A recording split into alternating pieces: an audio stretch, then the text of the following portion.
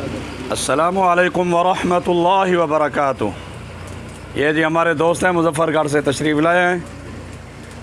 तो ये जी धोनी दे रहे हैं हरमल की।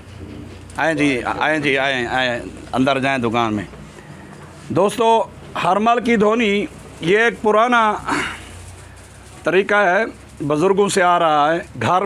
घरों में दें, रिहाइश जहाँ हो, आपकी डेरा हो, दुकान हो। ये जो हरमल है ये आम, इसका पौधा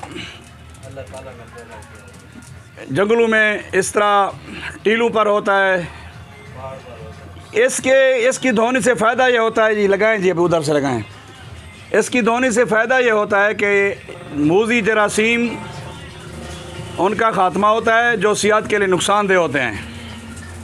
और इसी तरह अगर जादू जिन्नात का मसला हो, आसेब तंग करते हों, तो इसकी बदबू से वो भी चले जाते हैं।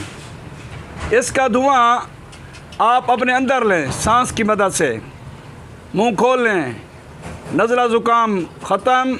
और आपको आपके जिस्म के अंदर जो जरासीम सेहत के लिए नुकसानदेह होंगे वो मर जाएंगे।